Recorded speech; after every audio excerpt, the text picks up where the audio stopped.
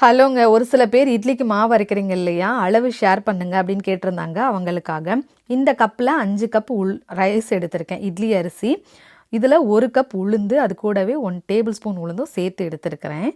அது கூட 1 table spoon வெந்தயம் எடுத்துக்கோங்க. இது 3யும் நல்லா கழுவிட்டு ஒரு 5 மணி நேரம் ஊற வச்சுக்கலாம்.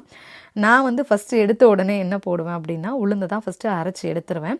இந்த உளுந்தை கிரைண்டரில் போட்டு விட்டுட்டு அதுக்கப்புறமா ஒரு கைப்பிடி அளவு அவல் எடுத்து தண்ணியில் ஊற வச்சுருவேன். அந்த உளுந்து அரைஞ்சிட்ருக்க டைமில் இந்த அவல் இந்த பக்கம் ஊறிட்டுருக்கோம்.